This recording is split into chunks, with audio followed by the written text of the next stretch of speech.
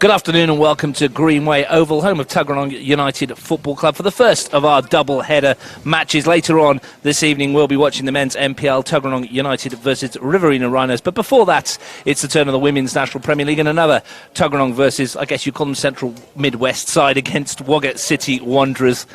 I'm Russ Gibbs, your commentator. Joining me, as she did during the Westfield W League, is Grace Gill. Grace, glad to have you back in commentary. How have you been? Great, Russ. Thanks. It's a pleasure to be here too. No, I've been good. I'm halfway through the WNPL season now, so fantastic to be out here today between Tuggeranong and Wagga City Wanderers.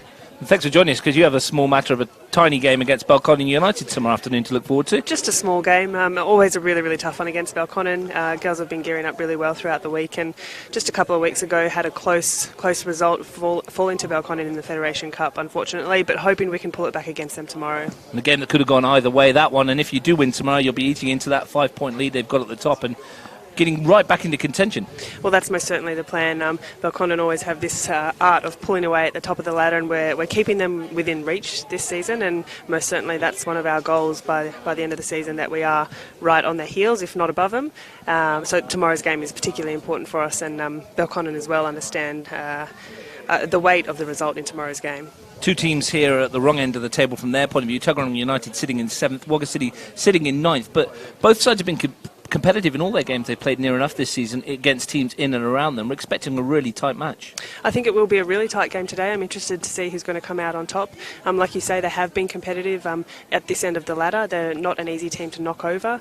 So I think it will be a pretty toughly contested game. Interested to see who's going to come away with the points. As we wait for Tuggeranong United to join us, we will run through the two teams for you in a moment. Big month, of course, for women's football, with the Women's World Cup getting underway this morning. We're looking forward to watching the Matildas as well in action. Most certainly, Russ, but did you get up this morning for the opening French game? I've got to be honest, I didn't. No, nor did I. I did see the result. I did see the highlights. Fantastic start by the French team, and no surprises to me there with that kind of result and that kind of performance. Brilliant being in their home city, and I've no doubt that they're going to be contestants for the tournament. I will be tuning into the highlights, of course. 4 a.m's a little early for me on a weekend. A bit rough. And great to see some huge crowds there as well, and I'm sure that's only going to pick up throughout the tournament also. Yeah, it's incredible. And you did mention as well the Matildas game tomorrow evening, 9 p.m. kickoff, so I'm sure plenty of us around Canberra and around Australia are going to be tuning into that match. Yeah, I'll be very surprised if every single player on this park isn't tuned in to watch that one. Good kickoff time as well. So let's take a look at the teams that are taking part this afternoon. Michael Aldridge, Tuggeranong United first. They line up with a 4-2-3-1. Miriam McLaren in goal, Zoe Terry, Steph Coates, Lara Mustaine and Claire Falls across the back. Rhiannon Daisley and Sarah Daisley, the sisters, in holding midfield. Christy Helmers, Alice Lynn and Sophie Bowie in front. And the third Daisley sister, Chloe, is the centre forward. Well, for me, Steph Coates is really the strength of this Tuggeranong side. She's been there for a number of years. She's quite an experienced player, and she's the glue that holds the team together. I'd like to see her today really step up and see if they can consolidate themselves against a Wagga City Wanderers side. So I'll be looking out for Steph Coates' performances this afternoon. Wagga City Wanderers have gone 4-3-3 from what we've been told. Sammy Ems will go in goal. Tia Lyons, Jill Reid, Dimity Curran and Brandy Nicholson across the back. Kristen Pryor, Kim Morgan and Piper Lockley likely to be in the midfield three. Christina Grau, Campos, Brooke Gaylor and Jenny Woodbury the front three. And interestingly enough, both Kim Morgan and Christina for Wagga City Wanderers are former CFC players, so Canberra FC players.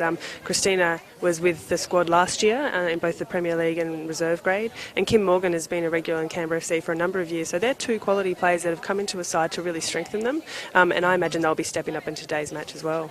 Yeah, they're missing a few players today, Wagga City. They've had several of their first-grade players off to the schools champs in midweek, and we're talking about Megan Castle, who scored her first Premier League goal last week, Tess Vakari, who scored a few goals, Maddie Harris, the captain, she sits on the bench today as well, so they've been able to promote a few players from the younger age groups as well, but it's always difficult for a club that has to travel so far.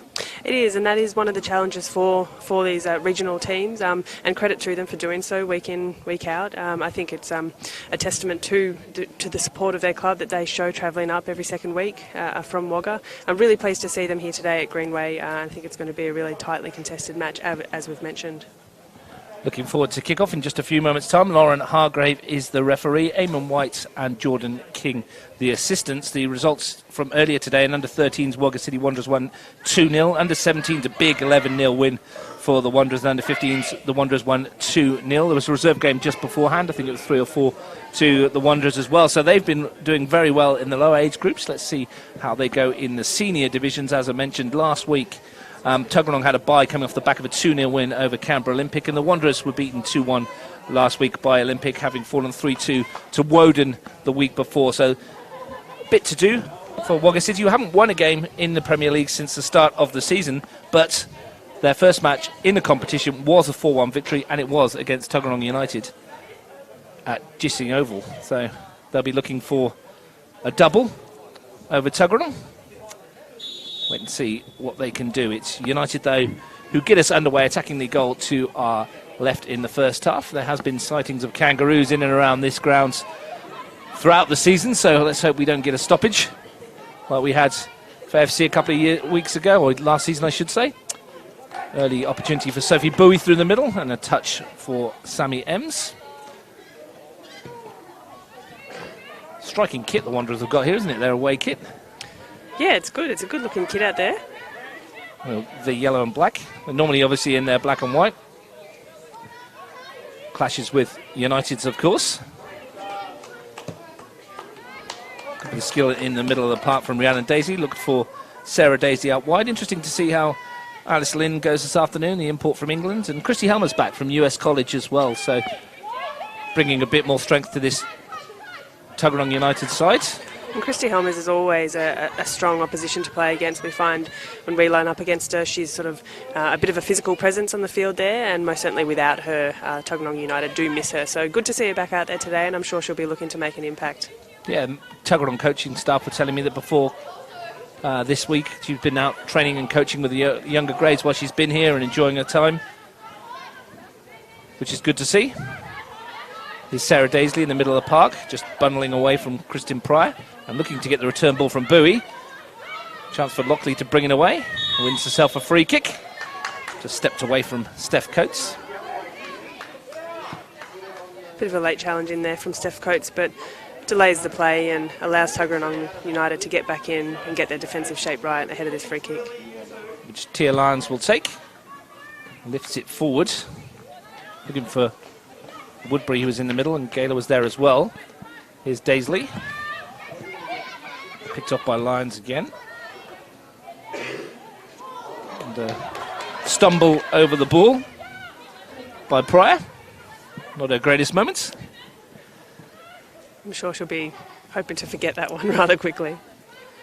Lynn battling in midfield.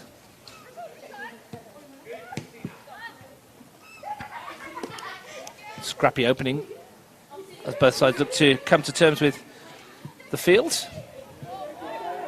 Chance perhaps for Gayla down the middle. Pryor was in there too.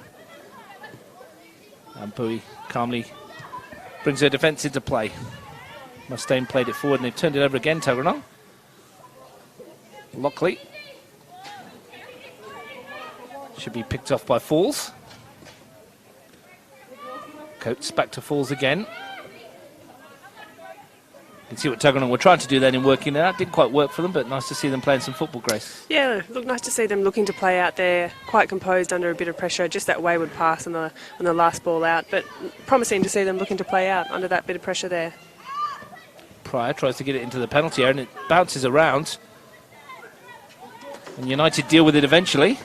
Decent ball in. Caused one or two issues and a chance for Tia Lyons to send this throw as close to the penalty area as she can. She goes short to Pryor. Good win from Bowie. And Coates sends that up the park towards Chloe Daisley. Cutting a lonely figure up front. It's difficult sometimes, Grace, when you've had a run of results that haven't gone particularly well for you, that you do tend to go into more of a defensive mindset. And it's easy to do that as well. It's really easy to just sort of drop back in, put some numbers behind the ball, and stop looking to try and play and try and attack. There's a real risk of teams falling into doing that. So hopefully Tuggeranong are able to pick their heads up and find feet. Like we spoke about, Christy Helmer's out wide there looking to get involved with the play, and she will be making an impact. She's just got to get herself on the ball. There's a lovely touch there in amongst all that from Chloe Daisley to kill the ball from McLaren's goal kick. Helmer's, though, drifted offside. Didn't get the chance to walk on the field beforehand, but looks a little bit rough from distance, doesn't it? Does look a little bit sad, and I know there's been some concern throughout the season of the black line markings, causing some confusion. Everyone's very used to the white lined fields, and the black visibility of it can be tough. Having played on it myself, can be tough to see. It's all right from this distance, isn't it? But when you're a bit closer, it gets a bit lost. Yeah, most certainly. There's a couple of other markings as well from AFL and different sports, so it can get confused for the girls. Win today for Tuggeranong will put them on the coattails of the academy in 6th. It's not been the best of season for Tuggeranong United. As we mentioned, they do have 2 wins to their name. Round 3 against Monero Panthers, a 3-2 victory, and that 2-0 win last time out against Olympic in round 8. Coming off the back of a bye this week. Gives them a chance to recuperate and regroup a little. Here's Rhiannon Daisley, the co-skipper, beaten to it by Lockley. Looked a little short, that one from Curran for a moment.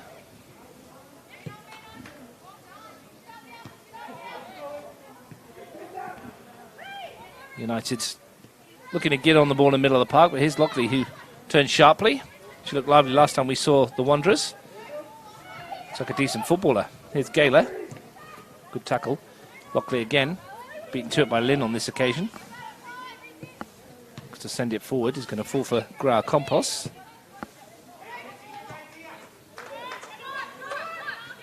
Lyons sends it into the middle.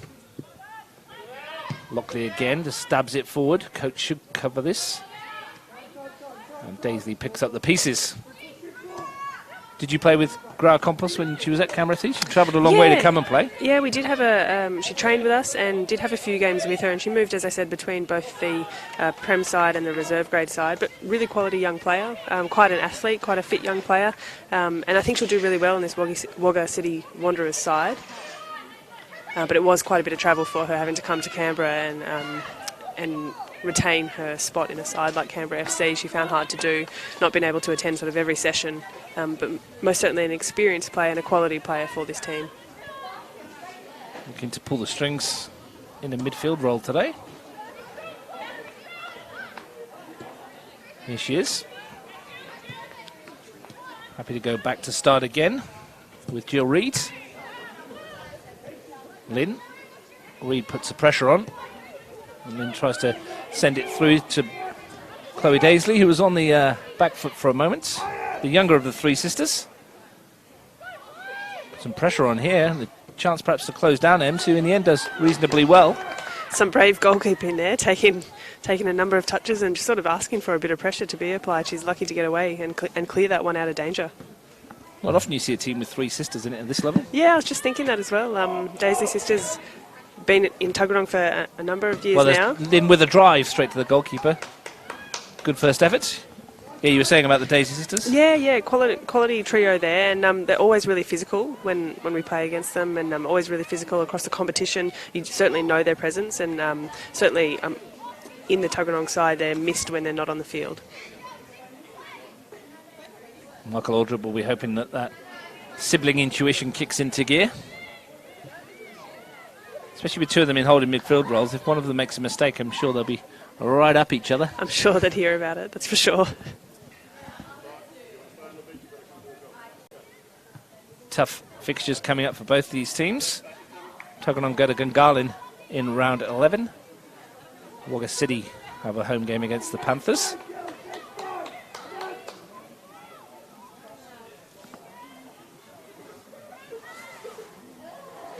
Nice day in Canberra this afternoon. It's not too cold at the moment. Nice day, Russ. You are English, aren't you? The sun's out, you'll start telling me. Of all the games we've been to this season, this is not the coldest by a long stretch. No, you're right, it's not. It's not raining, there's no wind. No wind here. Okay, I'm being unfair. I wouldn't go as far as to say I'd like to be playing, but it's a chance for Pryor to swing it in field to Grau Compos. Gaylor wants it through the middle, and she's going to get a chance here. Brooke Gaylor. Out comes the keeper. Gaylor's still there. Real chance here. Can she prod it in? And it's gone wide of goal. And the opportunity goes begging. And Gaylor will be disappointed she's not put that in. Yeah, that was a really close effort there for Wagga City, and an open chance, you'd say. They've really got to be bearing those opportunities, but great little through ball, great vision there to slip that through the defensive line of Tuggeranong. They'll be disappointed not to be one up after that. Well, looked certain to score once she got past the challenge of Miriam McLaren, didn't she? And just couldn't stretch enough to deflect it into the net. But there's a glimpse of what she offers through the middle. Promising signs for Wagga at this point. A good ball through from Grau Compass as well. The weight was excellent. Just lacking the finishing touch. Important thing now for Brooke Gaylor, of course, is to just get on with it and take the next one that comes her way.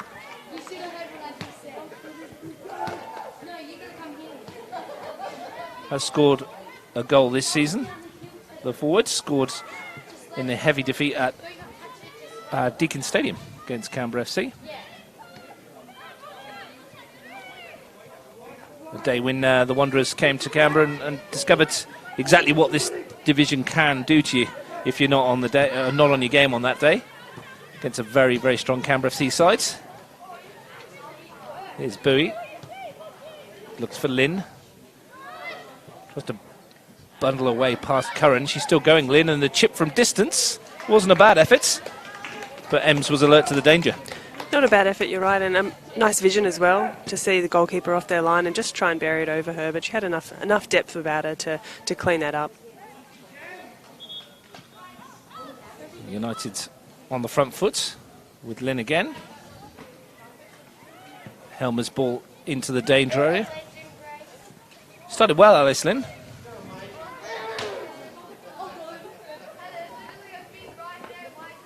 And on that result as well, you mentioned Russ, with Canberra FC getting up over Wagga City, but Wagga City proving that they can score and proving that they do have that attacking ability up top, and we just saw it moments earlier with that chance. So we do know there is some attacking power there, and that they are looking to play. So promising signs. Just need to pull it together and make the most of those opportunities. Missing their free kick expert today, Rachel Lyon, who scored a couple of belters against Woden Western in round 8 in the 3-2 defeat on the synthetic at Melrose. Missing their coach today, I should say as well. Mick Gobby is still back in Wagga. Sam Gray in charge of the Wanderers this afternoon and watching his team burst forward with Jenny Woodbury. Going to slide that one into the penalty area, but that's easy for McLaren, who maybe will be a touch relieved that Gaylor missed that chance when she came out to collect and didn't get enough on the ball. I'm sure she'll be very, very relieved with that opportunity, and still a clean sheet.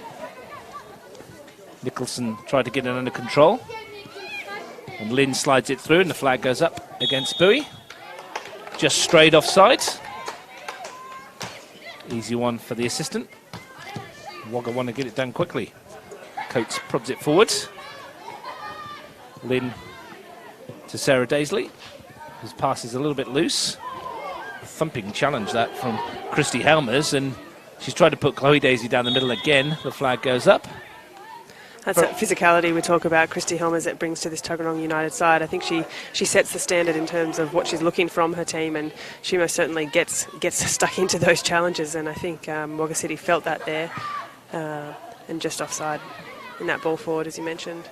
Here's Rhiannon Daisley playing with a very high line, Wagga City, Grace, and they want to be careful because there's some pace in this front three for Tuggeranong. Yeah, there is some pace, and I think Wagga City would be looking to expose Tuggeranong United, and that Tuggeranong look to play forward early and fast, and if they're not mindful of that offside trap, we'll see already a multiple number of times today that they have been offside, and they'll just need to be mindful about that if that's the way that they're looking to attack against Wagga today. Nicholson sent forward by Curran. Woodbury on the chase. Should be easy enough for Zoe Terry to deal with. She does well to earn a throw. Tuggeranong fullback.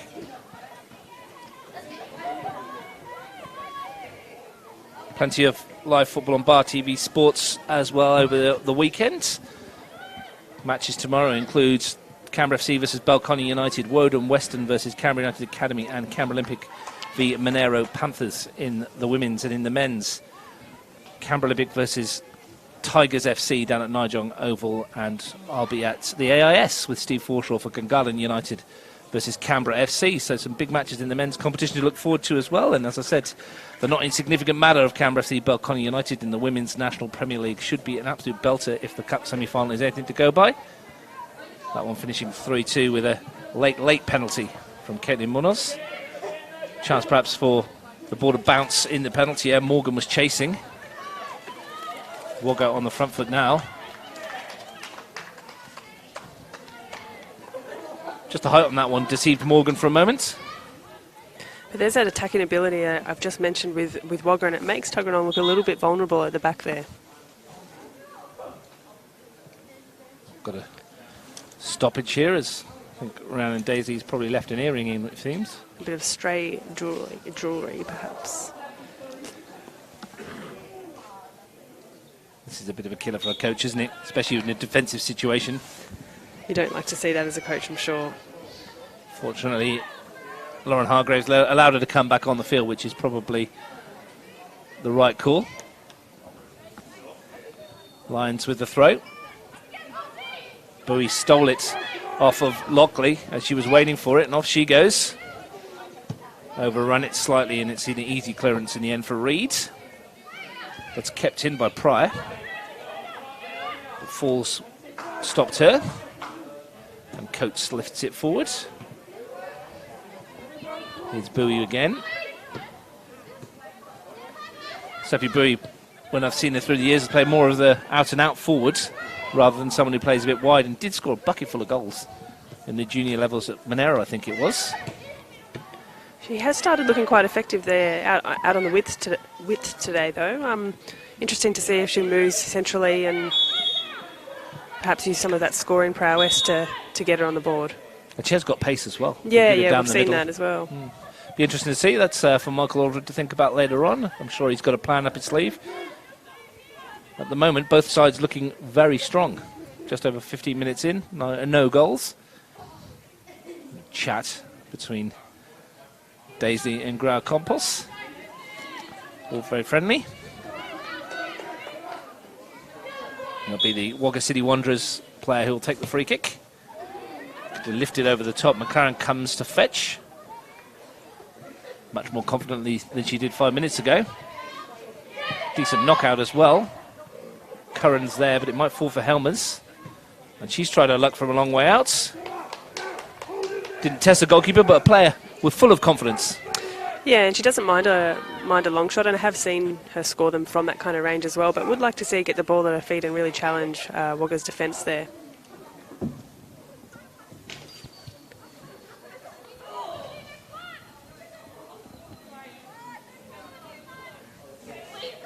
Ems will start us back underway again. Goes short, and Helmers was there. Curran prods it forward. Chance for Woodbury on the turn. Takes it in nicely, and off she goes.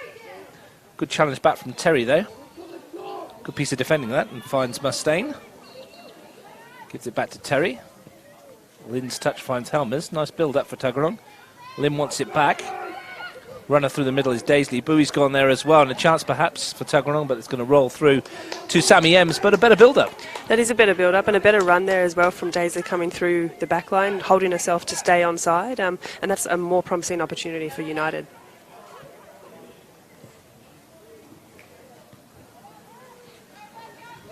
A battle on the far side between Jenny Woodbury and Zoe Terry looks like one to keep an eye on as well. It does, and you mentioned some solid defending back there as well. Really well done by Terry, getting a body in between the player and the ball, and just really composed with that pass out to relieve the pressure on the United defensive line.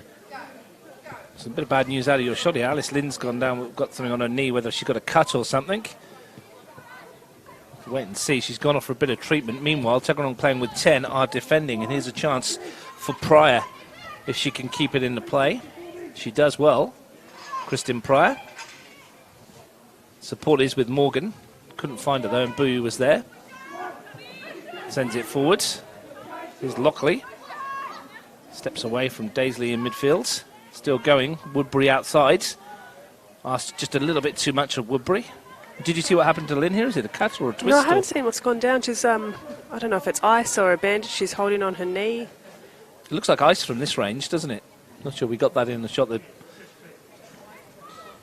But if that is ice and that is a twist, then that's bad news. She's looking keen to get back on the field, though, so she's just trying to bandage it up. Might be a bit of a blood, and the blood rule's taken her off for a couple of minutes. Looked quite effective so far for Tuggeranong. Daisy from deep.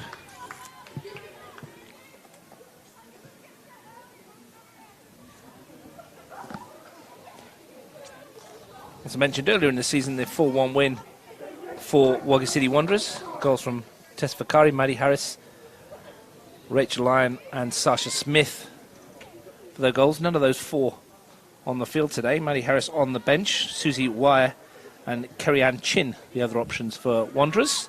For Tuggeranong, some sisters as well, Georgia Aldred and Annabelle Aldred, the daughters of the coach, as the shot comes in from range. Almost a mistake from McLaren. Yana El Istanbuli and Amber Harvey, the other options. Sure, we'll see some of them later on today. Lynn is back with us. Her first involvement is to take it away from Lockley and slide a nice ball through to Bowie. She looks for Helmers. Might get to Helmers via Daisley. She's thought about the shot, Christy Helmers. Back to Lynn. She might fancy one from this range. Steps inside. She will fancy one from this range. It's a good one as well. And M stands her ground. And once again, Alice Lynn looking the most effective forward for Tuggeranong United. Nice little step by Lynn there as well to open herself up with some space and get a shot away. Not quite the shot she would have wanted, but again, like you say, she's looking promising, looking effective. It's twice she's tested M's now. Unfortunately, both times for Tuggeranong United, it's been down the throat of the goalkeeper. Either side might have asked a question. Pryor with the throw. Lockley. Let's touch again back to Grau Compos. Nice little touch in field. Briefly from Brandy Nicholson. Almost got away. United send it long. And it should be easy enough for Ems. Seems to be fairly obvious from here though, Grace. But so every time that the Wagga City get Piper Lockley on the ball in the middle of the park there, she's able to create something with that little turn or a little bit of skill in the middle of the park. Yeah, I've got my eye on her there. She's had some really quality touches in the first few minutes of this game, and she looks to be controlling the midfield, and she's got the right movement as well as a footballer and as a midfielder, and constantly looking to get on the ball, which is what you want from your number 6. She was mightily impressive when we saw her against the Panthers earlier this season as well. Touch and control and skill. Someone perhaps to keep an eye on for the future as well. Only 15, I think. That is impressive there. It's such a young age. She's definitely looking to get on the ball, and her touches have impressed me this far into the game. I think she'll be effective going into the final 20 minutes of this first half. May even still just be 14 and not 15 for another few weeks. One of the youngsters from Wagga City who's impressed so far. Terry's ball in field. Here's Rhiannon Daisley. Looking to send it forwards, asking Helmers to get on her bike, and there's a good turn of pace there. An opportunity for Tuggeranong to swing in the middle. Chloe Daisley was unmarked, but Helmers couldn't swing her foot around it. Good opportunity. Yeah, another good opportunity there for Tuggeranong, and I think Christy Helmers will be disappointed with her effort to get that one into the middle. As you mentioned, Daisy there in unmarked, and not a great deal of numbers in the box for United, but there was an opportunity for across there that Helmers couldn't quite get her foot around. Midway through the half, live on Bar TV Sports, Women's National Premier League round 10. Tuggeranong 0, Wagga City Wanderers 0. And whilst Tuggeranong have had more chances, the best one has fallen to the Wanderers with Brooke Gaylor. Perhaps should have scored when she went past the goalkeeper and had the open goal, but just couldn't steer it into the net. It's one of those moments which you look back on and it was just gaping, wasn't it? She was like, oh, cannot just turn this into the open goal. You replay those ones in your head again and again, and Helmers ball in, Bowie peels away. Tried to get the right foot on it. It's still there for Sophie Bowie, and that's a good piece of defending at the back there from Jill Reid to hold her off, because Bowie was looking to pull the trigger. Yeah, good strength there by Jill Reid, but some nervous looking times defensively for Wagga. A lot of it coming down the wing that Helmers is taking on Nicholson. So a corner for Tuggeranong. Haven't seen many set pieces. I think it might be the first for those in green. Chance for Daisy to swing this in. It's a good one as well towards the far post, and it eluded Lynn. Sent back by Helmers, who wins the throw. That's a quality corner in for me, but whether it's defensively or an attack, you've got to get something on the end of that. Wagga City have really got to attack to clear that, and on the flip side of things, Tuggeranong, they've got to get on the end of a quality ball. That's a set piece, a bit of delivery, that it's an open chance for you. Coach sends it forwards. Yeah, you'd have loved that as a delivery, wouldn't you? You say that like I'm good in the air, Russ. You're tall, Grace. I'm tall, that's about it. White Eagles 1, Brindabella Blues 0 in NPL 2. Start for the White Eagles there, pushing towards the top of the NPL 2 ladder. It's not been a great season for Brindabella, unfortunately. After their cup heroics earlier in the season, 3-0 down to Narrabundah, won 4-3 in a game that we did after extra time to kick-start the season. The first one we did live this year, and it was an absolute belter to start the year, and it's not let up since then, the action. Looking for our first goal here today, though. And Pryor looking to provide it for Wagga City. Still battling away. Looking to get away from Mustaine. Wins herself a throw. Good piece of defending that from Lara Mustaine. Didn't give her Pryor an inch. With Gaylor. Good touch, but Falls was there to just smash it forwards. Lions. Nicely done by Rhiannon Daisy. Now there's space out here for Helmers, and that's a great ball as well. The finder, Helmers bearing down in goal. She's got Chloe Daisy inside her. Goes for goal herself. Decent save by Ems. Still might drop for Lynn, who strikes it goalwards, and another good save from Ems. Still not over. And Helmers was in there. 2 great stops from Sammy Ems to preserve the Wanderers' clean sheet. And at the other end, well, free kick is called, and maybe they want an advantage from there. None accruing there, but great piece of goalkeeping from Ems. Absolutely. I'm not sure what the free kick was for. I must have missed it, but 2 brilliant saves there by Ems, and she's definitely kept her team in the game there. Quality strike from Helmers, and as we see again, the strength Helmers has on the ball, and really, really positive as well to see, was it Daisley follow up into the box and get a second opportunity on goal, and then coming in for the second save from Ems. Fantastic goalkeeping.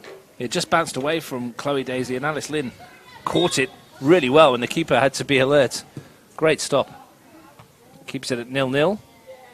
Tuggeranong must have thought they were in front there for a moment. Sammy Ems showing her worth for the Wanderers. Grau Compost. Lions. Bowie putting the pressure on.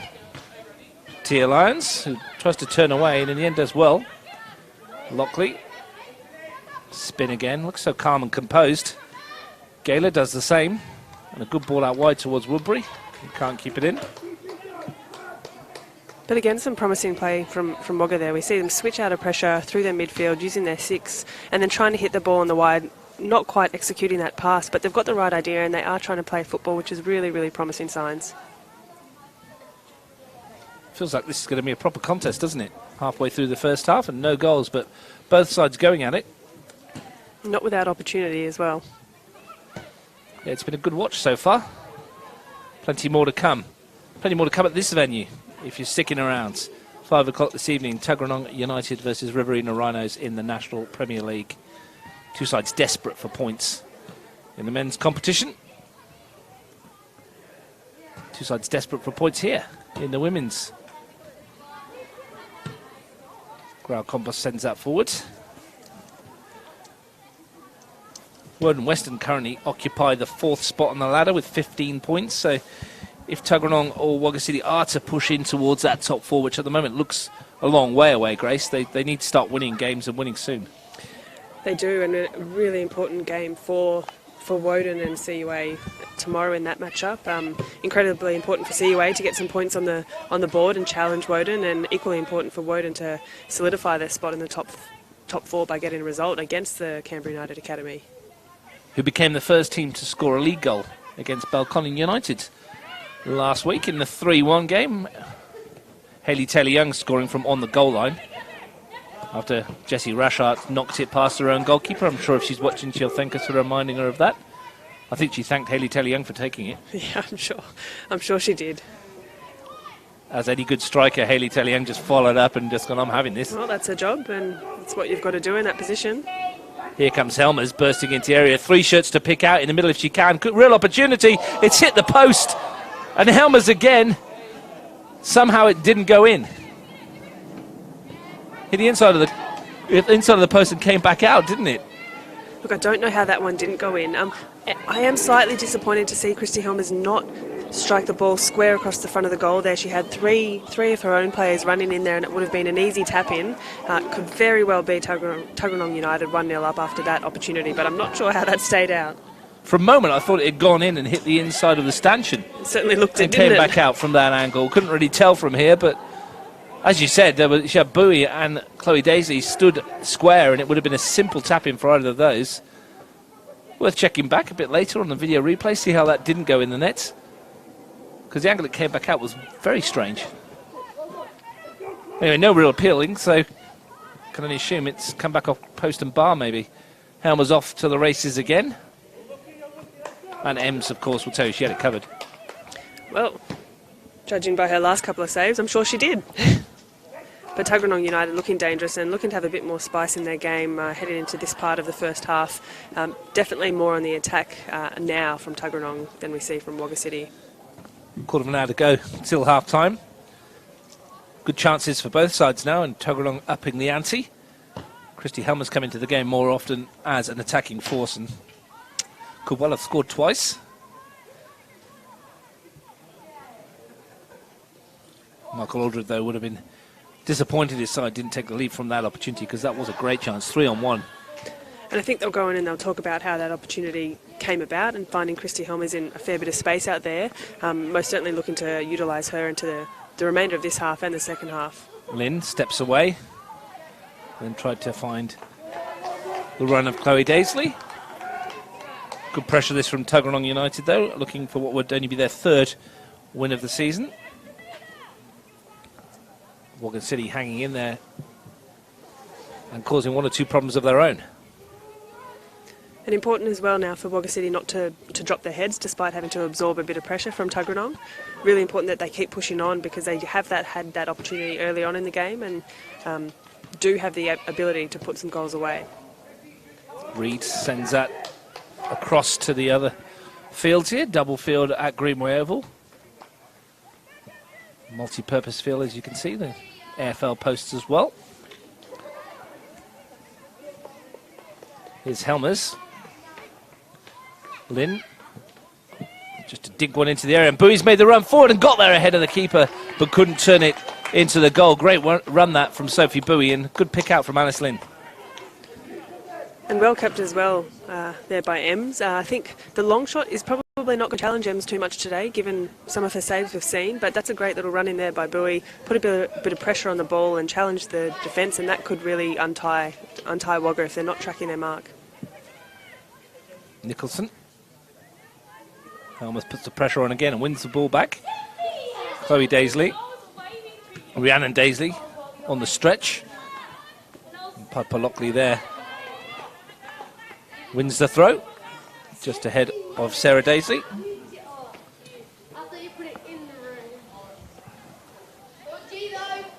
Both sides still looking for the breakthrough. Here's Lockley. Morgan, nice turn. Looks for Woodbury. Terry gets the foot in. Here's Gayler. Woodbury out wide. Terry there once more, though. Helmers. And Terry's off on the run. She's got Daisy ahead of her, but I think she's gone too early, and she has. The flag will go up. Good offside trap once again from Wagga City.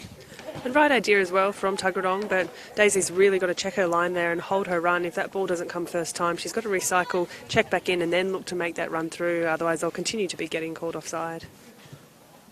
Yeah, Alice Lynn trotted off for a bit more treatment again, this near side, so I hope that knee, whatever's affecting her there, isn't going to curtail her involvement, because she looked lively for Tuggeranong. Morgan, meanwhile, for Wagga City. Mustaine leaning on her. Tries to force her wide, she does. Gets a foot in as well, and there's a delivery back towards the far post from Woodbury, and I think it's just going to beat everybody, and Falls happy to let it roll out of play.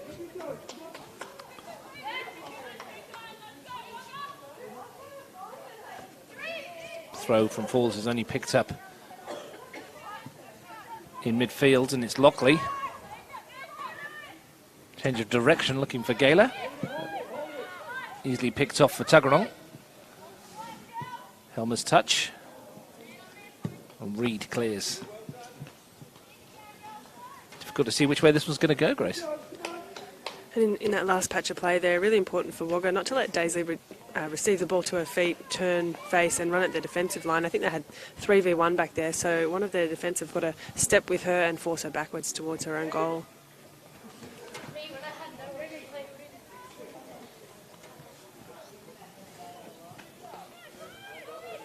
Here's Chloe Daisley. Good piece of defending once again from Wagga City, and a chance to bring it forward.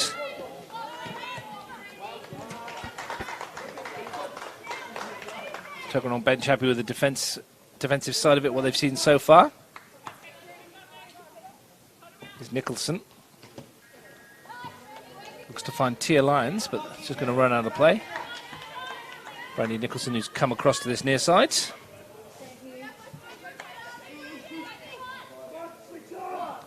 Here she is.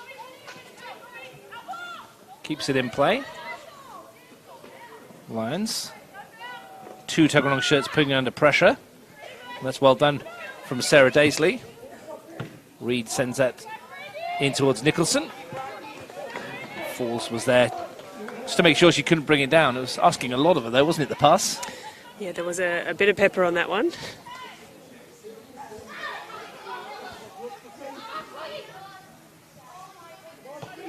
It's Nicholson again. Tuggeranong struggling to get out of that corner at the moment. So they may have done so at this time. Tuggeranong want the throw and they're going to get it, and Daisy wants to go early. Sarah Daisy, that is, to Bowie. Appeal for hands by Jill Reed. Daisy with the throw again. Bowie's touch, and she's going to get away here, Sophie Bowie. Helmer's on the far post is the only option at the moment, and it comes off of Curran for a corner. Again, another good little run in there by Bowie, and you can see good solid first touch to find herself in space, and she's looked up across the goal to see Christy Helmers coming in far post, and I think that's what she was trying to hit with that ball, but well defended by Wagga, and opportunity for Tuggeranong now with a corner. Which Sarah Daisy will take. The last delivery was very good. Just crying out for a green and white shirt to nod it in. There's not many to aim for at the moment, only a couple in and around the penalty area. There'll be some late runs by Coates arriving, which he is now, to win the header as well, and it came perfectly from Steph Coates. She timed it really well. It's looped in over Ems, and Tuggeranong United have the lead through their captain. Really well done there by Steph Coates. You can see she hung out at the top of the box, time to run in, watched the flight of the ball, was able to contest the header, pretty uncontested really against Wagga City, but really well done to keep that down, and a fantastic bit of attacking play there by Tuggeranong United, and as we said, just begging for someone to get on the end of that. Exactly what you called 5 minutes ago.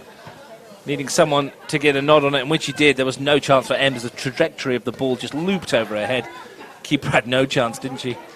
No, I think it would have been tough for her to get a hand to that one. It was sort of upper 90 with that finish, and it was quite a loopy finish, but as you said, the trajectory of the ball would have been tricky for her to get a hand to that and push it out. So United do have the breakthrough. What do Wagga City have in response? 8 minutes before the break. Lyons, there's Coates. Lockley goes backwards to start again. Pressure on Reed. Good forward pressure by Chloe Daisley. Looks like she could run all day, the forwards. Bit of treatment for Piper Lockley as well. More plaster on the knee. It's possibly the goal that Tuggeranong deserved, though, Grace, based on the chances they've created. Yeah, I do think so. After a few opportunities, Tuggeranong deserved to have one on the board, and I think given the opportunity earlier on in the game, Wagga will be kicking for themselves for not having capitalised on that. And again, it tries to feed it towards Woodbury on the far post, and had Zoe Terry in two minds as to what to do with it. She got a call from a keeper and just got rid in the end. But you can see again, Gayla has the right idea there with that ball putting through the defensive line of Tuggeranong. You can see there's some gaps there, and they'll probably try to expose that. Plenty of time for them to get back into this, of course. Lynn in midfield. Helmers back to Terry. Daisley tried to force it wide, and it's Pryor who's back in the left back position.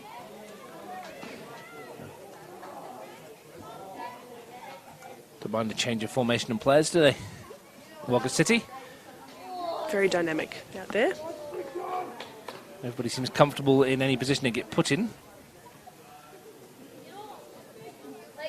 Been a good addition to the Women's National Premier League this season, Wagga City, although the results haven't gone quite the way they would have liked, but it's been a good learning curve for some of these young players in their squad.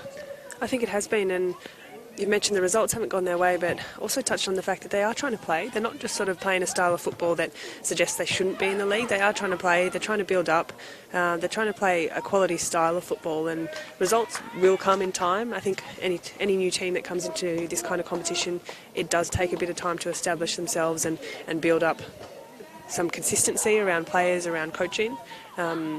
And hopefully we see them stick in the competition for a while so that they can build upon that, because there are some quality players that we're seeing out here today.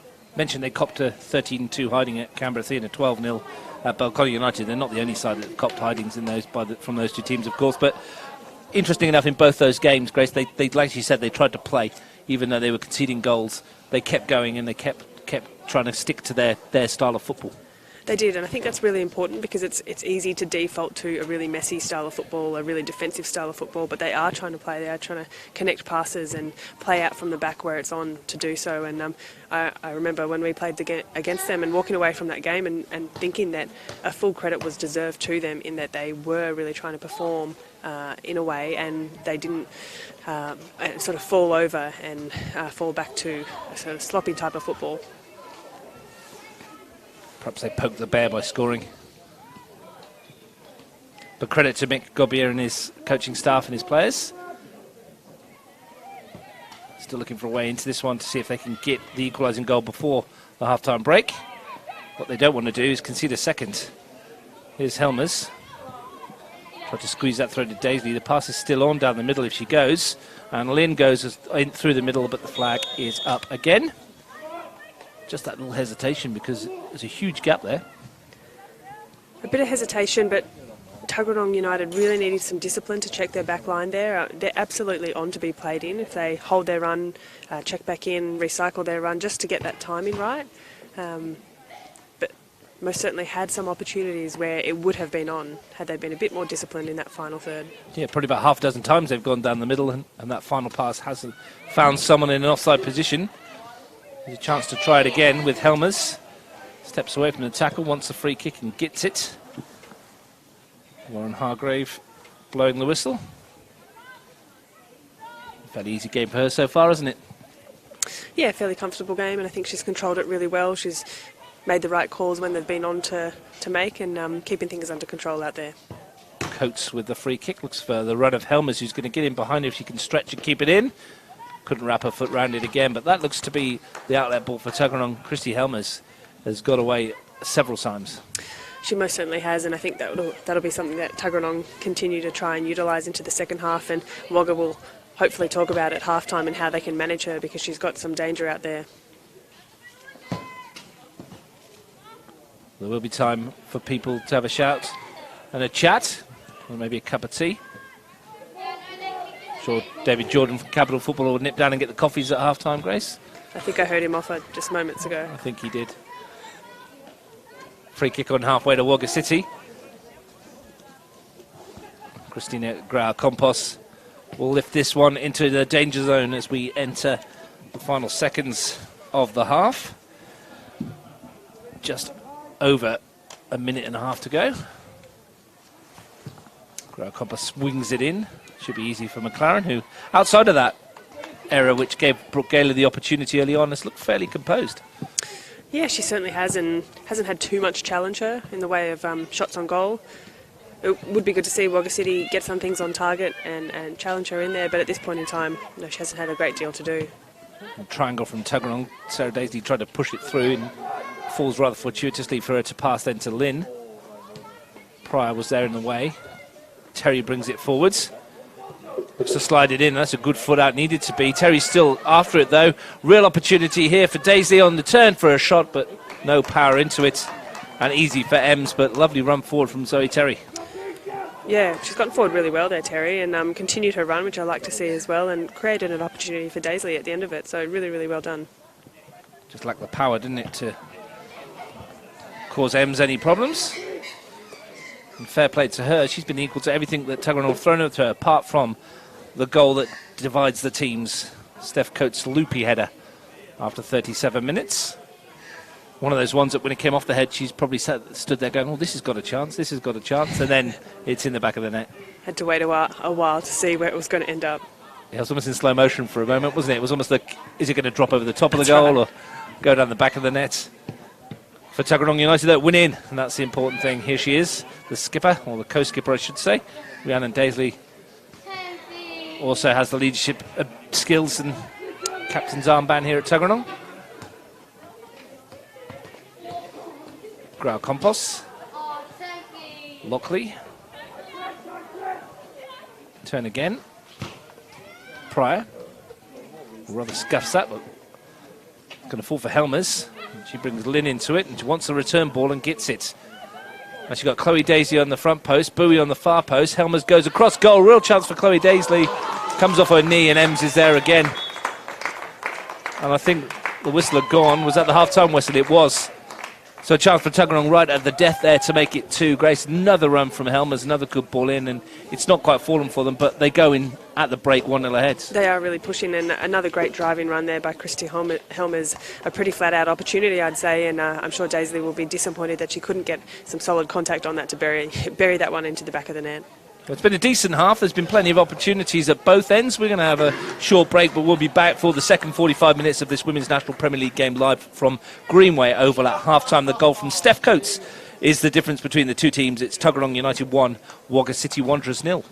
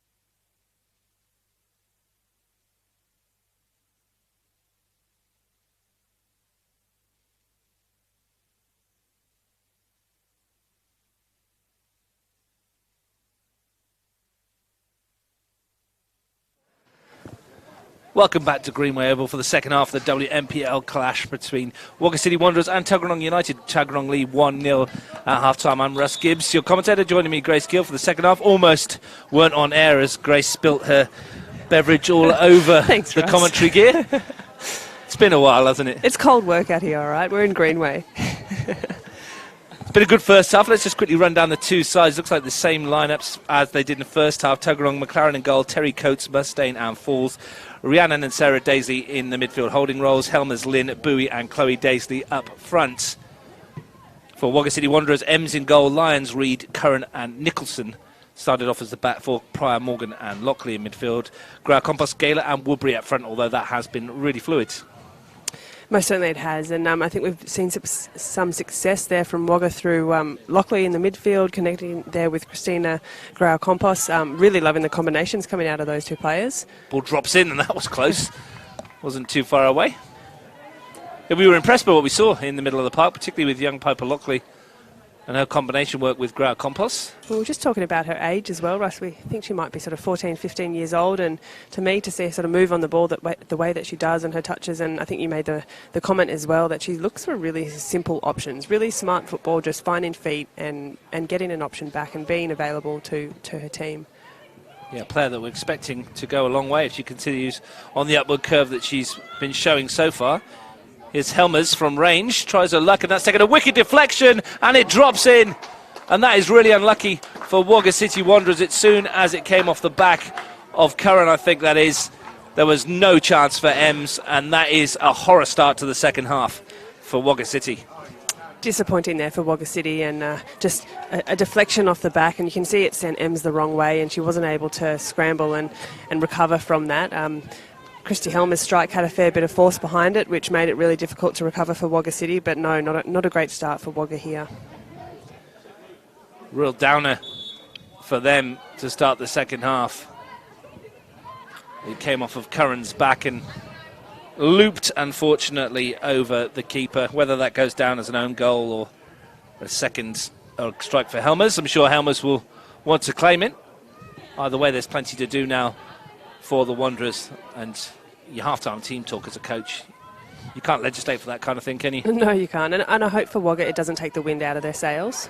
Well, it might do now because Helmers has got in behind. Real chance here to make it 3. Christy Helmers slides it wide. And no help via a deflection on that occasion. Great chance for Tuggeranong to go 3 up.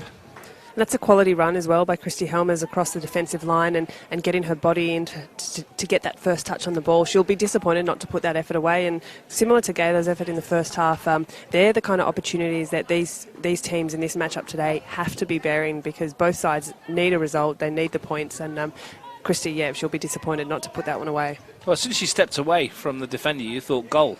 It was written all over it, didn't it? But sometimes they're the hardest ones as well, though. Just try to strike it across the goalkeeper. Opportunity goes begging. Wagga still trying to play out from the back. Michael Aldred will be delighted with the response he's had from his side at half-time. Gone 2-0 up, could have been 3. Work for the Wanderers to do. Morgan turns in midfield. Tries to find Gala. Grau-Compost. Helmers challenging, wins it back. Daisley finds Zoe Terry. Here's Chloe Daisley. A lot of space for Alice Lynn in front of her. Tried to play it through to Helmers, gets it back and drives one a goal and hits the crossbar. Alice Lynn and Tuggeranong continue to turn the screw and win close again.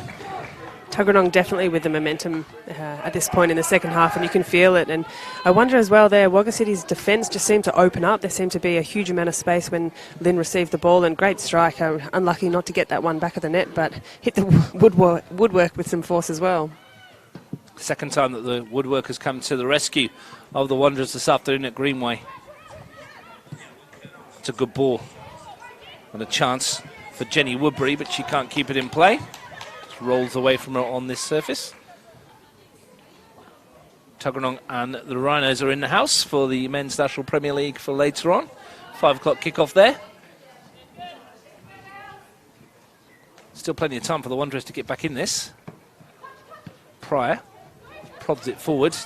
Steph Coates scans to see what's on and just happy to let that roll out to Miriam McLaren for a goal kick. And really important now for Wagga to step on, not let Tuggeranong out easily, not drop their heads, and try and win back a bit of the momentum that they've lost in this second half. Coates sends that forward. They'll probably feel slightly hard done by with the loopy header from Coates and a deflected goal off the back of Curran. Gaylor, who had their best chance early on. Looks for the run of Morgan, but McLaren is there. And Morgan's someone who I'd like to see sort of get involved with the game a bit more. She's been a little bit quiet in the first half, but can be really effective when she does get on the ball. So would like to see her step up into their second half for Wagga as well. Chance for Gaylor to send it wide for Woodbury. She's chased 3 or 4 of those today, hasn't she, Jenny Woodbury? And it's just running away from them the whole time. She'll be cursing Gaylor for putting those balls through time and time again. But right idea by Gaylor. I see what she's doing. She's getting her head up and she's looking for that gap in between the defensive line. And she's hitting the ball. It's just the execution, getting the right amount of texture on the ball for it to hold up and allow that run to be effective. Woodbury's ball in, ricochets around off Mustaine and then Coates. Grau Compost with a hit. Might fall for Nicholson on the far side. Piece of chasing and defending from Falls. Happy to concede the throw. You still feel that Wanderers could get away back into, if they can get Lockley and Grau Compost on the ball more often to create some opportunities for Morgan and Gaylor, they could well get back into this match. No, you're right, Russ. I don't think this is completely done in for Wagga, and they feel like they could get back into it. As you've mentioned, getting Lockley on, getting Grau Compost on the ball, they've been really effective in the first half. And I wonder as well, maybe looking to get Lockley further up the field. She's a quality young player we've seen, but maybe just getting her in the final third of the field might be tough for Tuggeranong to deal with as well. In the 3-2 loss at the Riverside, she actually played as a 10, just in behind Tess Vakari, who was the striker at the time. A bit deeper today. Still as effective, but as Grace said, needing to create something now rather than defend. Falls touch. Here's Rhiannon Daisley. Going to step away from Tia Lyons and send the ball down the line, and a chance here for Chloe Daisley to get after it, but the cross defending was Reed's.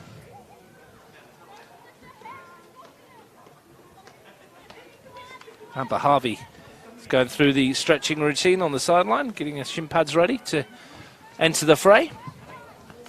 As that one comes in from range and will drop harmlessly by. Harvey, who played in the reserve team game before.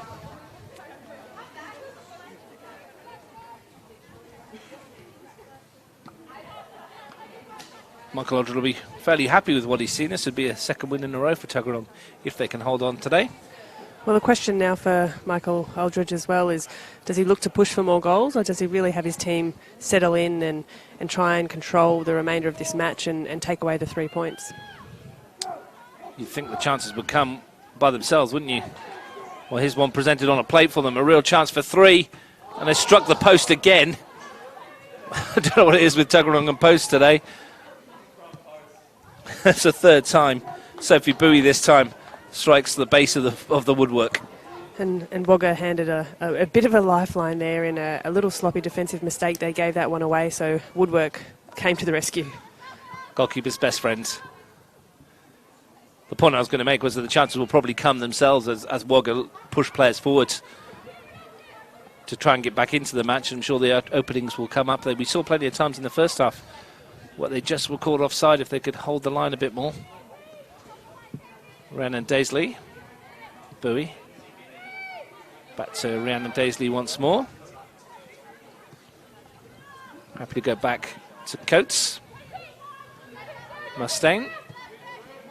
Gives that one away. Now Woodbury tries to force it through the middle, and Coates was there. Stabbed forward by Lyons. And Coates brings Falls into play. Puts it back the fullback. Doesn't get there though. And Curran sends a ball forward towards Gaylor, who's got a bit of pace and tries to get in behind the back. And McLaren, very cool.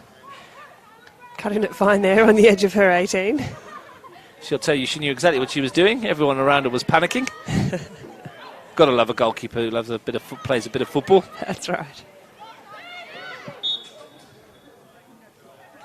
As a coach, though, or as a fellow player, puts your heart in your mouth, doesn't it? And me as well. Well, we saw what can happen if you do overplay in the Nations League on Wednesday as the English defence fell apart. Gifted a couple of goals to the Dutch. So be careful when you're playing out from the back. Here's Lockley.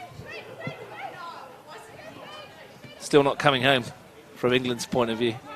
But it might in a World Cup, Grace. Well, what do you think, Ross? I was going to ask, as an Englishman, how are the English women going to go? All over it. Definitely going to win the World Cup, of course. Going to win the World Cup. You heard it here first. Absolutely. Or lose on penalties in the semi-final. That's generally the English curse. So they've got Scotland first up. How's that going to go? Well, they'll always beat the Scots, surely. In all seriousness, though, they're a decent side, I think, the English side this year. The Women's Super League in the UK is coming on leaps and bounds, and the quality of footballers means that Phil Neville's got a fantastic squad to pick from these days, and they'll be a little bit disappointed if they don't go deep into the tournament, especially after how well they did in that 4-team competition over in the States against USA and Japan. That's right. A couple of months back. No, they're a brilliant side, and we've seen some of those English players in Australia here, in the likes of Jodie Taylor, number 9 for England. So I think she'll have a fantastic World Cup, and always a really quality fit out. I'm really looking forward to watching them throughout the World Cup. I think that's the beauty of this World Cup in France, is that the hosts are very good, and England are very good, and Australia have got a great chance, and Spain I've been hearing some good things about as well. So it's a really open World Cup with plenty of countries fancying their chances. It is, and I think we mentioned earlier as well, a fantastic first performance from France this morning. And as a hosting nation, they're always going to have that strength behind them, but they've just got such quality across the field. So it's going to be a brilliant World Cup, and it's started off that way already. Ball through the middle, and looks a chance for Morgan to chase. Let's be honest though, kicks off in earnest tomorrow. Australia versus Italy. The Matildas looking for 3 points to start the season. Didn't have the best of performances against the Netherlands, did they? No, they didn't, and with not taking anything away from the Netherlands, because they're a fantastic side themselves, but 3-0 sort of suggests some defensive holes or some defensive gaps there, but I'm sure they would have looked at that, and important that they look at that prior to the World Cup beginning. You don't win a World Cup in a friendly, so if you're going to lose, you may as well lose that one. Ball swung into the penalty, a decent delivery this. Woodbury arriving on the far post. Oh, and that was a thumping crunch there. Helmers felt that from Kim Morgan. So she awarded, I think it might be a free kick to Tuggeranong. Yeah. I say, okay, yeah, all right. Not sure I 100% agree with that. I think it was a solid body contact there, but that one does hurt when you come away from that type of impact. Yeah, Morgan stood her ground more than anything, didn't she? Yeah. And Helmers initiated the contact, if you like. But anyway, free kick to Tuggeranong.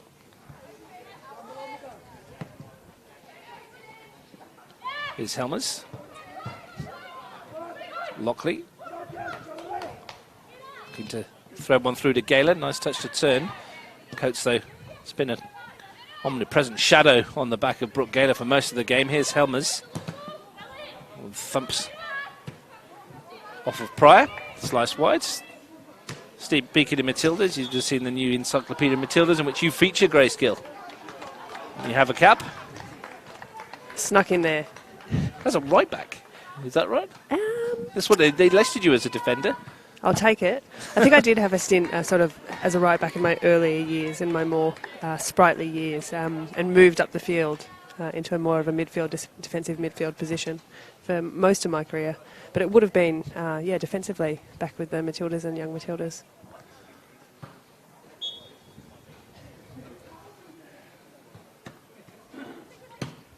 Ball thumped into the middle. Substitution for Wagga City whilst we were wittering away there. Susie Wires come on in a defensive role by number 17. Swung into the middle. Her first involvement. Just to prod it clear. Fall sends it back, and it's going to roll out of play.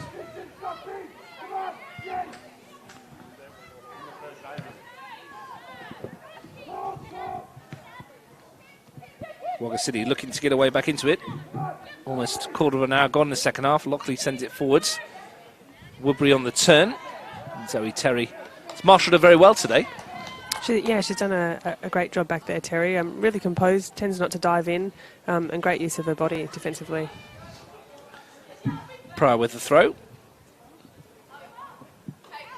Goes long, but Terry wins the loose ball. Gaylor in with a firm challenge on Daisley. Goes past the second, still going. Brooke Gaylor goes past the third and should get a free kick right on the edge of the penalty area. That was mighty close to being a spot kick, but I think that's a good call and real chance from this set piece. And we can see advantage was tried to play there, and it was a really strong, powerful run from Gaylor coming through the side, and it was looking promising. Perhaps maybe a yellow card in that kind of area of the field you'd think might be shown, but yeah, as you said, very close to being in the box. Good to see a very direct and forceful run, and won herself a free kick here. And Gaylor's lining it up. Lockley's there too. I tell you what, Russ, that spot's the dream for a free kick. Well, you know one or two about there. Scored one in a grand final from that kind of range. It's going to be Gaylor, I think. It is, and she fires it goalwards, and that's a decent tip over the crossbar, I think, from McLaren. I thought she got a hand on that, maybe, and they've given a goal kick. Looked like a save from where I was. Yeah, it looked like a brilliant save. It looked like she got a finger on to push it over the top, but solid free kick as well. Either that or it came off the top of the crossbar. I'm convinced that came off her hands, but never mind. No one really complained. It must have been the top of the bar. Good strike there from Gaylor. Lynn at the other end, looking for Bowie. Defending from wire. Nicholson tries to force her way through. Daisley's back there defending. Free kick called for Tuggeranong. Well, they've certainly been unfortunate not to find the target today, Wagga City. Yeah, they have, and those opportunities, like they saw early on in the game, had they scored that, it can really change the momentum of a game, and you do look back on those ones and kick yourself for them, but it hasn't been without other chances that they've had. Might be some more before the end of the day. Still half an hour or so to go. Here's Helmers. First loose touch from Lockley all afternoon. Sarah Daisley tries to force her way through. Chloe Daisley's there as well. And in the end, that's another ambitious effort from Helmers. Running her own personal goal of the season attempt competition, I think. As we mentioned, doesn't mind a long shot, but perhaps see a little bit more patience from her. Settle the ball and see if Tuggeranong can knock it around and build up. Sometimes, and you probably know this better than myself, Grace, when you're playing away like in a US college system like Christie has been, and everything's played at a slightly quicker pace, you're attuned to playing at a slightly quicker pace, and when you come back to a game which might be a little bit slower, you're still playing at that pace in your head, and you perhaps need to slow it down a little. Yeah, very much so, and I think in a lot of instances the US system, a lot of the colleges play a very direct style of football where sort of whether it's defensively or... We'll come back to that point in a second. Yep. The flag does go up. As I was saying, defensively in the midfield in the US collegiate system, they're quite direct and they look to go long quite early, and we see maybe a bit of that coming through with Christy Helmers. A sort of second, third touch is often a long ball instead of looking to settle it and finding a short pass sort of 5-10 yards away and getting it back. Not to say that her impact has not been effective today, because it most certainly has, but it's just having the ability to change in the dynamic of that type of game. Yeah, it's been substantial, her involvement. She's hit the post, created good chances for Chloe Daisley right before half-time. Been involved in pretty much everything that Tuggeranong have done well. Here she is again, stepping inside and sending it forwards towards Chloe Daisley. Here's Sarah Daisley. Lim wants it and was completely unmarked right in the middle, and it was a good footing from Grau Compost, needed to be. Terry's won it back for Tuggeranong. Sarah Daisley again. Now Pryor. Now a bit of space for Lockley to perhaps pick a pass. Gaylor wanted it early. Lockley went the other way, and maybe not the right option on that occasion. Here's Coates. And the chase is on between Chloe Daisley and Pryor. Pryor got there first, but two Tuggeranong shirts in there, and Coates has won it back and swung the ball into the area. Decent ball as well. All action from the Tuggy skipper. That is a decent ball in there from Steph Coates, and not sure if it was quite the shot or the cross or the crotch she was going for. The scross. The scross. Everyone loves a scross. They're giving it away again here, and this could come back to hurt them, Wagga. Shot from range from Sarah Daisley. That one's drifting wide of goal, but they're not shy of a strike or two. I don't mind it, and Wagga City Wanderers, you can see defensively their centre-back's just starting to open up, and Lynn's finding herself with a lot of space in there. Either need their keeper Ems or one of their central defenders to take a bit of initiative and get them back in, get them compact again so they can absorb that pressure that Tuggeranong are applying. That one's going to beat wire out of play. Just remember that 5 o'clock tonight we'll be at this venue for Men's National Premier League Tuggeranong United versus Riverina Rhinos. Steve Forshaw will be joining me in commentary for that one. At the moment I have the pleasure of the company of Grace Gill, and we're watching Tuggeranong United lead Wagga by 2-0. Looking to find a third, which would probably kill off the contest. As it is, Wagga still in with a shout if they can pull one back. Terry's header. Gayless pass forward. Coates was there. Lockley's lovely touch, steps away. Terry there once more though. Helmers. Lockley should win herself a free kick there. Well, that's a surprise. Looked like a foul from here. Yeah, I agree with that one, Ross. I think it was a bit of a late challenge there on the body of Lockley, and maybe a missed free kick there for Wagga. Can't blame the officials too much. It was on the blind side of the ref, I think.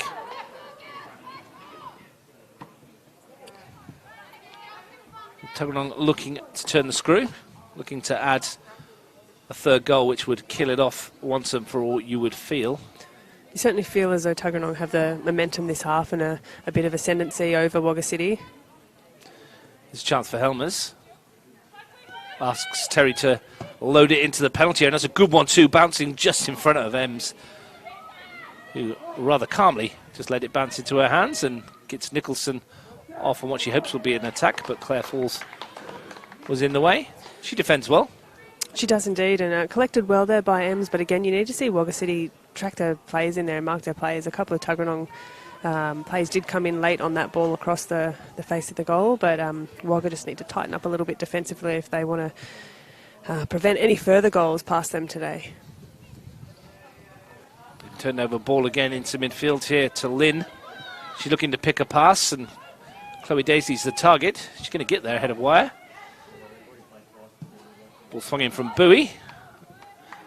Again, struggling to wrap her foot around it to create the natural arc that would have taken it into a dangerous area. But once again, decent run from Chloe Daisley. She runs the channels quite well. Always an option for your midfield if you do that. Yeah, most certainly, and if not an option to feet, what it does is open up a bit more space for whether it's your 9 or your 10 running through to that area as well. A really selfless running from Daisley today. Falls ball forward. Rhiannon Daisley in the middle of the park. Looks to swing it wide towards Helmers. Pryor was there though. Here's Woodbury. Pryor advancing forward. Terry battling away with her. And that's a good, strong bit of defending, but Pryor still got it. Falls for Lynn. Looks for Helmers. And Jill Reid came out to intervene. What have you made of Alice Lynn, the English import in the middle of the park there, Grace? I think she's controlled that position quite well today. She's had some really quality touches in there and fed the ball through a number of times as well for her attackers to run off her. Plays quite a traditional kind of 9 position, holding the ball up, really solid target player. She's been really effective for Tuggeranong United. And lucky not to score with that shot that hit the crossbar and tested the keeper in the first half as well. Yeah, that's right. With a fierce drive. Yep. Looks to be a lefty, tries to get it on her left foot. Throw in for Wagga City. Woodbury tries to get away from Terry. Everything from Jenny Woodbury's point of view seems to have just been that 2 or 3 yards too far ahead of her to get a touch on it. As you said earlier in the half, pulling your hair out if you're a mid-winger with the pass is just going that little bit too far ahead. Just enough to keep you interested. That's right. It's just about getting the right weight on that pass on the ball, the right texture for the ball to hold up. It's quite a quick pitch out here, So when it does hit the deck, it travels really well, and just about getting the right timing of that run with the right weight of the ball. But I guess a good learning experience for any youngsters watching, that she keeps going, she keeps offering that option out wide, and eventually they will find her. One of them will come off, and it does look dangerous as well. Chloe Daisy to take the throw.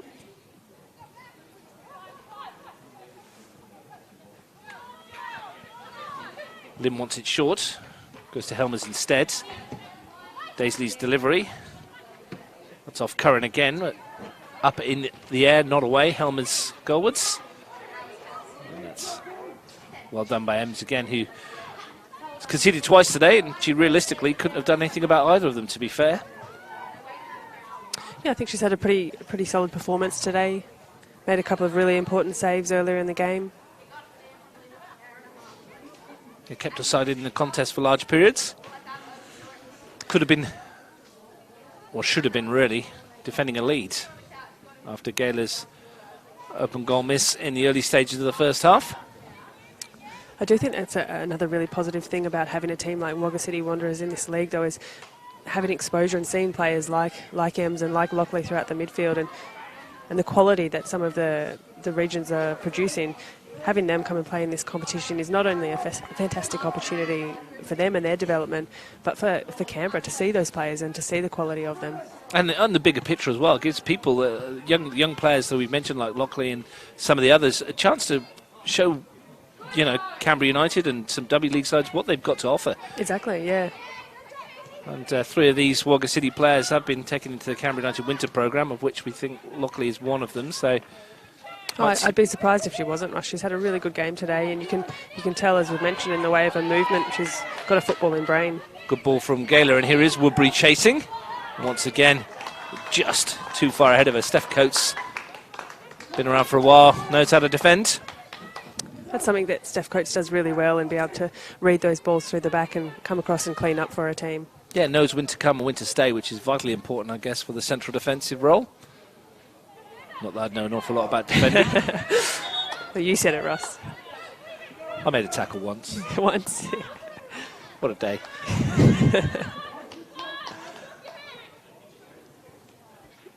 Terry with the throw. Helped on by Sarah Daisy, but up in the air more than anything else. Gayla battling. Sarah Daisy belying her size somewhat there. Would say throwing her weight about, but I don't think there's much to throw around, is there?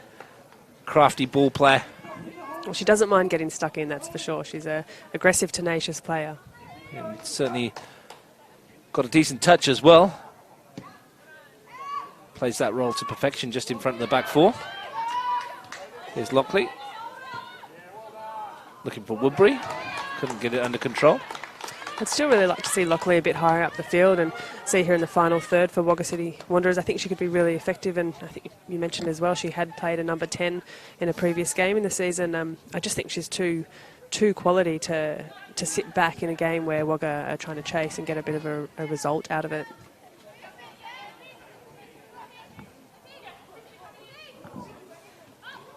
Ball sent forwards, knocked out of play.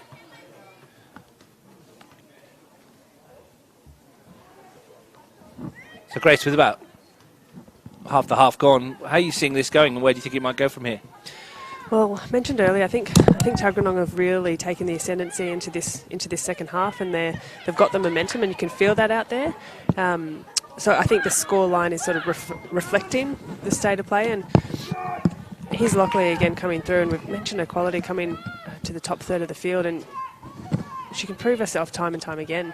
But I do think Tuggeranong have taken a hold of the game, but I don't think Wagga are completely out of it. I think they're still in it, they're still pushing, and they're still creating opportunities. Well, they're on the front foot here, looking to find a way back in. Helmer's back helping the defence out, and that's cleared by Mustaine. So we'll try again with Pryor. Again, Helmers wins a header. This time, though, it's picked up on the edge of the box from Wagga City. There's Lockley swinging it forwards. Touch isn't great, though, and a chance perhaps for Lynn, who's missed the ball completely. Clipped forward and just thumped down the field from Helmers. Got a fair whack on that, Grace. That was good contact. You could hear it from here. Reverberated around the grandstands. Balled out by Ems. Won by Rhiannon Daisley. Terry's there. Smashed into the Tuggeranong bench by Jill Reid. Some good goalkeeping on the bench there. Decent save.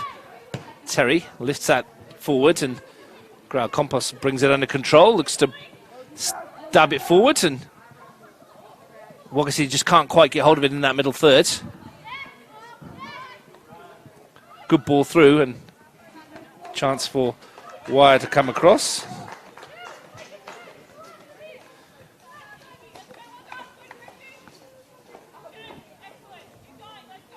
Wagga City looking to find a way back into the game.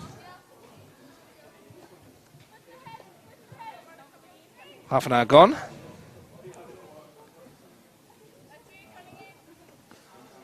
Looks like we're going to see young Megan Castle, who wasn't initially on the team sheet that we were given, but as she played in the reserves, they've added her on. 14-year-old striker. Scored her first goal in Premier League last week against Canberra Olympic in the 2-1 defeat. That's a fantastic achievement for her to get a goal in the Premier League as such a young player, 14-year-old. It must give her that confidence and to take the field today. Well, if you need a goal, it's good to have a striker who's got one under their belt and in a bit of form coming on. Be interesting to see whether they put it down the middle and, like you say, maybe free up Lockley a bit in midfield to go further forward. Terry swings that into the danger area and Curran just sees it wide for a corner.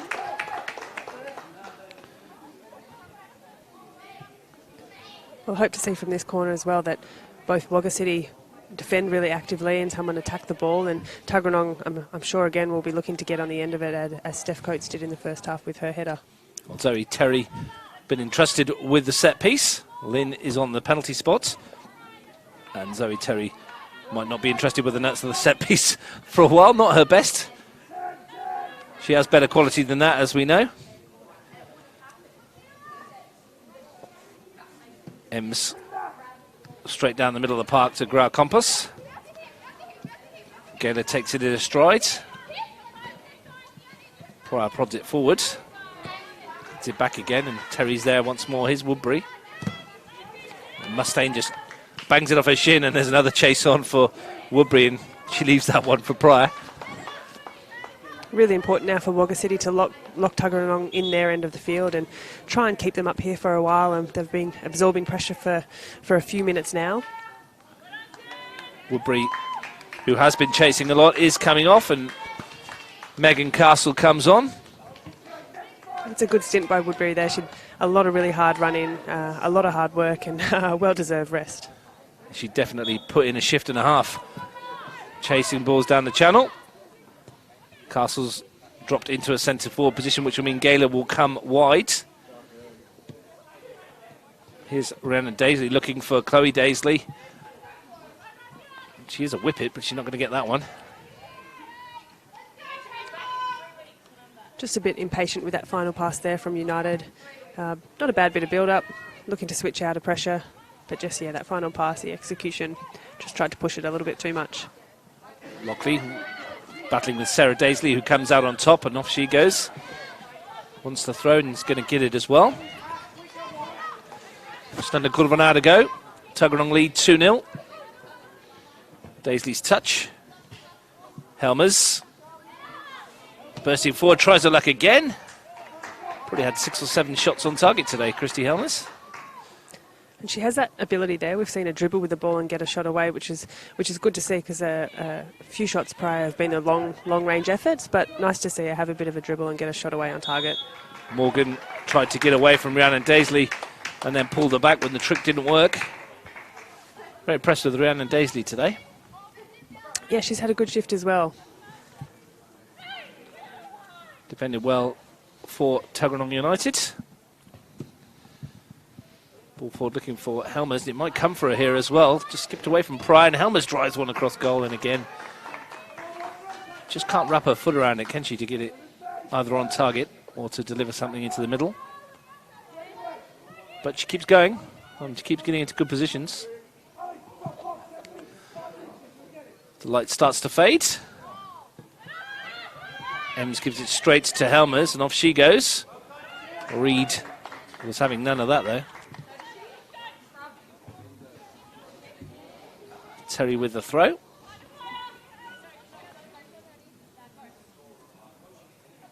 Lynn's found a pocket of space on the top of the box. Pryor gets rid.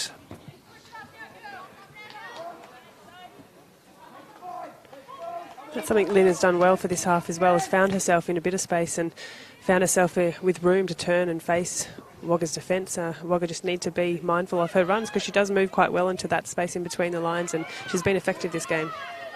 Pryor looks to win the throw, but it came off her last, and Tuggeranong get the decision. Terry will take.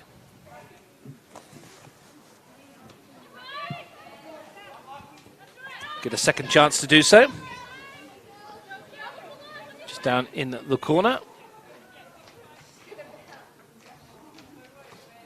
Good turn from Helmers. Finds Lynn. Looking to shift it onto the left foot to get his shot away. Couldn't force away past Curran. Here's Gaylor. Beaten to it by Terry. And then comes back, a little nudge off the ball there, and Brooke Gaylor will be very unhappy. And she gets a yellow card for kicking the ball away. I thought that dissent was 10 minutes in the bin these days, but... Is it 10 minutes in the bin for a ball kick away, or is that just for... Was told verbal? by one of the referees that kicking the ball away is dissent by action. Can someone tweet in and let us know, Tweet please in clarify. and let us know, clarify that one, yeah. Yeah, and unfortunate there, you can see Gaylor just getting frustrated with her effort. She sort of battled hard to try and keep possession, and then and losing possession, then just leading to a bit of some solid body in there, but just frustration to kick the ball away, and that's a silly yellow card that unnecessary. Well, what it has done is given Tuggeranong a chance with this free kick around, and Daisley will no doubt lift this into a dangerous position. She might be tempted to go for a goal from here, and she is. And Ems had it covered all the way. We've seen from distance they've tried their luck one or two times today, Tuggeranong, and Ems has been the equal to most of those shots. Space for Sarah Daisley. Tries to slide it through for Helmers. Battling away, and that's a good piece of defending by Pryor.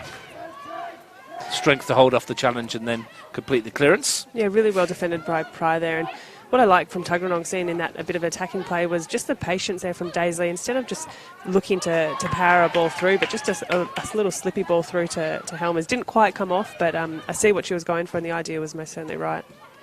Cleared for a corner. You can see Tuggeranong United warming up behind the goal for the 5 o'clock kickoff against the Riverina Rhinos. Men's NPL action to follow this one.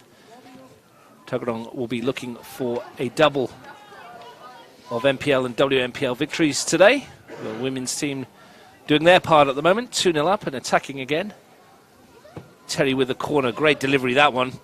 Asking for someone to get there on the end of it. Falls through and Daisley digs one out on the turn, but straight down the throat of Ems again. Lovely delivery from Terry once more. She'll be happy with that one after her previous one. But yeah, good delivery in by Terry. Unfortunate for United not to get a solid piece on the end of that. Lockley. Grau Compost. Came off of Morgan's head. Curran's there. Mustaine. Now Gaylor. Chases on for Castle. Coates is back though and decides to go to the corner and try and force a throw, and Castle does well to close her in. What time do you reckon the lights come on here, Russ? It is starting to get a bit dark, isn't it? It is getting a bit dark. Yeah. They have to turn the lights on at some stage. More for us than anything. We'll be able to see across the far side of the park. Here's Castle looking to turn. Save a few dollars if you keep them off for a bit longer.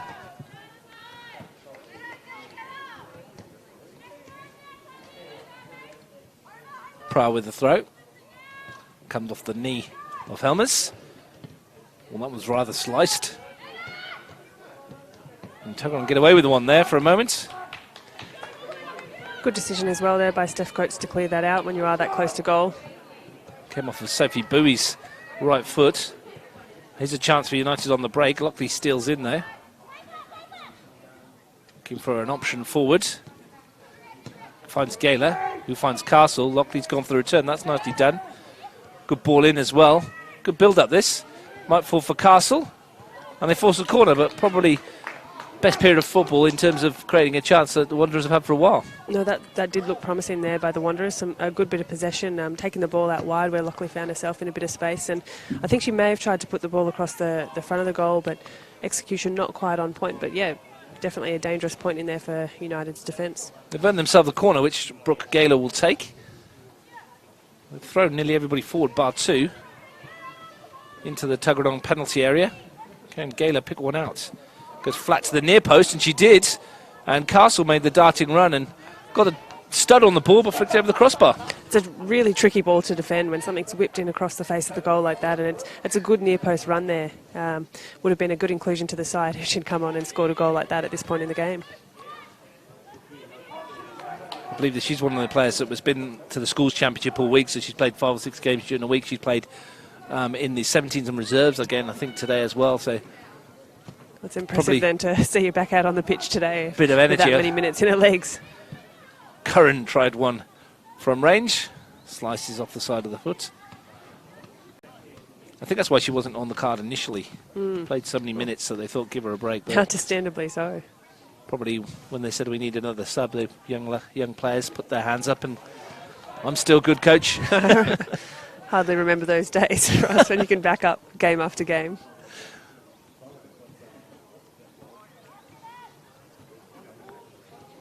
Sun is going down. You can see it just drifting across the surface. First time we've seen it all day. Lynn in midfield.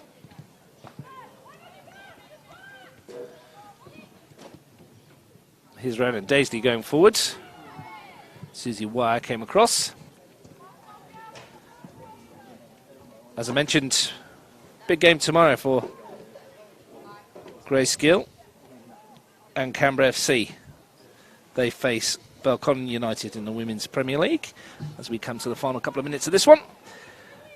Should be a cracking match, that. I dare say it will be, Russ. Smart money's on a Greyskill goal. I appreciate the confidence. Has Pryor against Belconnen United, of course, on the big occasion. You're too kind to me, Russ. You're too kind. Gungahlin United will be keen to get 3 points tomorrow as well. Next week I was looking ahead to next week's fixtures against Tuggeranong to keep up their push towards the top 4 as well. And they've done exceptionally well this season in the Women's Premier League, haven't they? They have. They've really stepped up, and they've gotten a couple of great results. And sitting in just at second on the ladder at the moment with some really solid performances and some solid individual players. Yeah, Diego Iglesias has done very well with that squad over at Gungahlin, and they're real contenders. Alongside Canberra United Academy, of course. Woden Western will feel they've got something to prove too. It's Helmers, and that's taken a deflection of Curran again. This time she watches it go wide rather than in the net. So plenty to play for in the Women's Premier League still. Belconnen United, of course, though, justifiably the favourites. Zoe Terry with the latest Tuggeranong corner as we enter the final minutes of the game. Good delivery towards the far post, and Bowie came in and won it, but couldn't keep it down. That's another quality delivery in there from Terry, and an uncontested header for Tuggeranong United. Bowie would be disappointed not to get over the top of that one and keep it on target. Fantastic delivery again. Here's Helmers, steps away, chance here for Christy Helmers. She lines one up, fires it goalwards, and Curran again gets in the way and forces it wide. Well, credit to Curran for being in position every single time and getting herself across, getting her body across. Good little move in there by Christy Helmers, a nice jink on the ball, and another opportunity on goal. She's been fantastic today. Zoe Terry gets a chance to deliver another decent cross. Bowie met the last one, couldn't quite keep it down. Can she pick out a green and white shirt on this occasion? Decent one again. Lynn's there, and she won the header but couldn't direct it goalwards. Looks to the heavens, will be disappointed. But another quality delivery from Terry. She really zips those in there and just takes a bit of a touch to get on frame, but Tuggeranong United not able to quite direct it on target where they need it to be. Well, we're into the final minute or so. It looks like Tuggeranong aren't going to use any substitutes today, which is unusual. Here's Morgan. Looks to lift it in towards Castle. McLaren's there. Probably not quite the delivery McLaren was after. Needed something just a little bit further away from the goalkeeper, but she was running into space and into the right positions. Terry finds Helmers. Back to Mustaine. Helmers once again. And referee Lauren Hargrave says that's the end of it. And Grace, you'd have to say that Tuggeranong United thoroughly deserved 2-0 winners. I think they were, and definitely the second half fell more to Tuggeranong's side, and Michael Eldridge will be happy with his side's performances. I think Wagga City disappointed not to get one away back themselves, but a solid performance by Tuggeranong United and a well-deserved 2-0 win. Thanks for your company again today. Hopefully we'll have you on again before the end of the season, Grace. We're going to have a bit of a break before we come back to men's National Premier League action, which kicks off at 5 o'clock. But in the women's National Premier League, Tuggeranong United have taken the points from the first of the double-header. A goal in the first half from Steph Coates, a looping header, gave them the lead, and then a deflected shot from Helmers off of Curran that gave goalkeeper Sammy Ems no chance, completed the 2-0 victory. Greenway enclosed has seen Tuggeranong win for the third time this season with a final score of Tuggeranong 2, Wagga City 0.